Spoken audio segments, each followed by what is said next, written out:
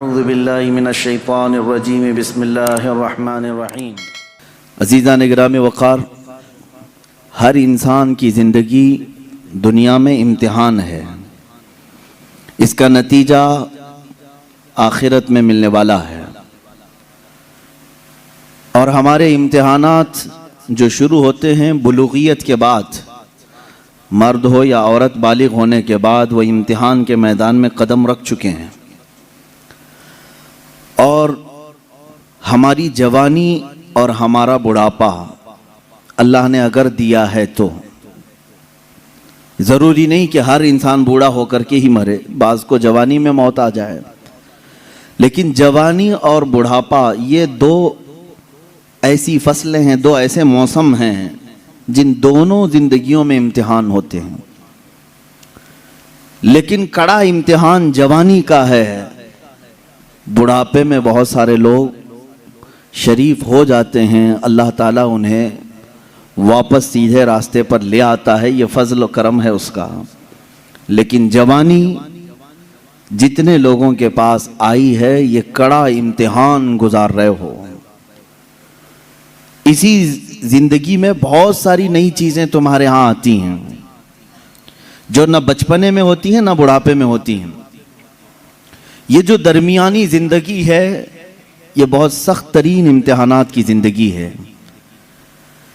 اور جب میں آپ سے یہ کہہ رہا ہوں کہ ہر انسان امتحان سے گزرتا ہے تو اللہ کے نبیوں کا امتحان سب سے اعلیٰ ہوتا ہے، وہ اتنی ہی مشقتوں اور محنتوں اور مصیبتوں سے گزارے جاتے ہیں۔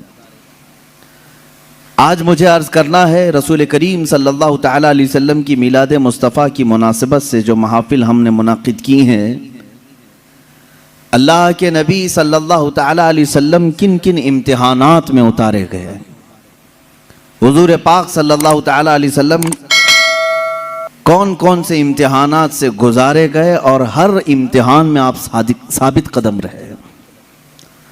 امتحان سے مراد صرف جہاد کے میدان آپ لے لیں تو یہ الگ مسئلہ ہے، لیکن پرسنل جو زندگی گزارنے کے ایام ہوتے ہیں یہ ہر دن ایک امتحان ہے۔ ایک بار حضرت ام سلیم رضی اللہ تعالیٰ عنہ فرماتی ہیں، میں قریب سے گزر رہی تھی، حضور صلی اللہ علیہ وسلم کے جسم سے گرمی کی تپش مجھے دور سے محسوس ہو رہی تھی، اتنا گرم بدن تھا کہ میں کافی دور سے آپ کے بدن کے گرمی کی حرارت محسوس کر رہی تھی۔ تو حضرت ام سلیم کہتی ہے، میں نے عرض کیا، یا رسول اللہ صلی اللہ علیہ وسلم، آپ کو تو شدت کا بخار ہے۔ اللہ کے حبیب صلی اللہ علیہ وسلم نے ارشاد فرمایا، ہاں ام سلیم، اللہ کے نبیوں کو جو بھی مصیبت دی جاتی ہے وہ سخت ترین ہوتی ہے، جس چیز سے بھی آزمایا جاتا ہے وہ سب سے ہائی درجے کا ہوتا ہے۔ اگر نبیوں کو بخار بھی آئے تو عام انسانوں جیسا نہیں، بہت شدت کا بخار آتا ہے۔ اگر نبیوں کو زندگی میں کوئی بھی چیز آزمائش کے طور پر دی گئی ہے تو ہلکی پھلکی نہیں، بہت سخت ترین ہوتی ہے۔ اب اللہ کے نبی صلی اللہ تعالیٰ علیہ وسلم کی زندگی پاک کو رب نے قرآن میں ہمارے لیے آئیڈیل بنایا، لَقَدْ كَانَ لَكُمْ فِي رَسُولِ اللَّهِ أُسْوَةٌ حَسَنَةٌ، تمہارے لیے اللہ کے رسول کی زندگی میں بہترین نمونہ ہے اپنی زندگی گزارنے کے لیے۔ اگر اپنی زندگی کسی کی زندگی دیکھ کر گزارنا چاہتے ہو تو سب سے بہترین زندگی مصطفیٰ کریم کی ہے صلی اللہ تعالیٰ علیہ وسلم، کیونکہ میں آتا ہوں آج اللہ کے حبیب صلی اللہ تعالیٰ علیہ وسلم کی ازدواجی زندگی۔ ازدواجی زندگی کا مطلب ہوتا ہے شادی شدہ زندگی۔ یہ پوری زندگی کا کڑا امتحان اسی زندگی میں ہوتا ہے۔ جب تک آپ بیچلر ہیں جوانی پھر بھی محفوظ ہے، یعنی آپ اپنے ہاتھوں میں اپنی زندگی کی باغ ڈور لے کر چل رہے ہیں، لیکن جب کسی کے ساتھ تمہارا عقد ہو جائے تو ایک اور نفس کو تمہارے ساتھ باندھ دیا جاتا ہے۔ تو میں اپنے جسم کی حفاظت کے ساتھ ساتھ اپنی خاتون کی امانتوں کی حفاظت بھی ذمہ داری میں آ گئی، اس کے پردے کی حفاظت بھی تمہارے ذمہ آ گئی، اس کے چال چلن کی، اس کے اخلاق و تربیت سب کی ذمہ داری تمہارے اوپر آئی۔ یہ تو بہت چھوٹی ذمہ داری ہے جو اسے کھلانا پلانے والے معاملات ہیں، باقی پوری اس کی زندگی جو تمہارے اوپر آئی ایک بڑی آزمائش ہے. ایک عورت کے ساتھ تم اس کائنات میں صحیح سلامت زندگی گزار کر جا رہے ہو تو اس کا مطلب ہے کہ ایک بڑے امتحان سے کامیاب ہو کر نکلے ہو. بڑا امتحان ہے. اللہ رب العزت نے یہاں کائنات میں ہر ایک کے لیے جوڑا رکھا ہے، لیکن آپ دیکھیں کیا ہر عورت کا مزاج اپنے شوہر سے مل جاتا ہے؟ نہیں ہوتا. بعض لوگ ہم سے یہ شکایات کرتے رہتے ہیں بنی نہیں رہی ہے اور ناچاکی ہے، نا اتفاقی ہوتی ہے. میاں یہ آپ کے اکیلے کے گھر میں نہیں، ہر مرد اور ہر عورت کے درمیان زندگی میں اونچ نیچ نشیب و فراز آتے ہی رہیں گے.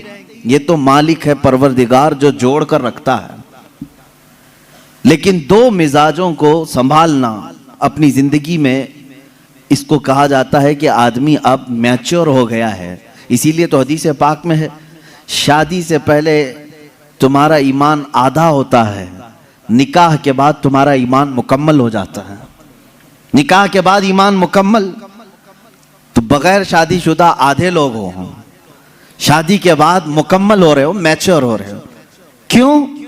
اس لیے کہ ذمہ داریوں کا بوجھ اٹھانے اور راستہ چلنے کی عادت اسے ہو جاتی ہے. تنہا چلنا اور ہے، پوری کائنات کو لے کر چلنا اور ہے. اب یہاں مجھے بتاؤ میرے عزیزو، ایک عورت کے ساتھ زندگی گزار کر دنیا سے جانا ایک کٹھن امتحان ہے.